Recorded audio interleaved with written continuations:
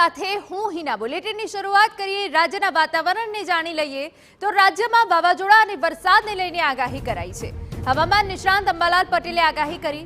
આંધી વંટોળ સાથે અનેક વિસ્તારમાં વરસાદની શક્યતા વ્યક્ત કરાઈ। 28 મેથી જૂનની શરૂઆતમાં રાજ્યમાં વરસાદ થવાની આગાહી વ્યક્ત કરી। અનેક ભાગોમાં ગાજવીજ સાથે વરસાદ પડી શકે। 10 જૂન સુધીમાં વિવિધ વિસ્તારોમાં વરસાદ પડવાની આગાહી છે।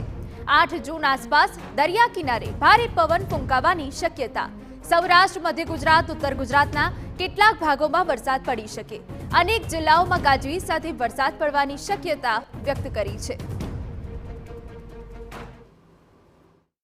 તારીખ 28 મેથી જૂનની શરૂઆત સુધીમાં લગભગ ગુજરાત સૌરાષ્ટ્રના ઘણા ભાગોમાં ગાજવીજ સાથે વરસાદ થવાની શક્યતા છે। આંધી વંટોળનું પ્રમાણ વધારે છે।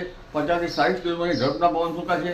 બાબતો જોઈએ તો 10મી જૂન આસપાસ બંગાળના ઉપસાગરમાં કોઈ પ્રભાવિત સિસ્ટમ બનવાની શક્યતા ન રહેતા એક વખત આવેલું ચોમાસું ફરી થાપ ન આપી જાય। સૌરાષ્ટ્રના ભાગો અને ગુજરાતના ભાગોમાં વરસાદ આવશે।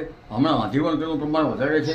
લગભગ કાચા મકાનના છાપરા ઉડી જાય તેવું આંધી વંટોળનું પ્રમાણ રહેવાની શક્યતા રહેશે।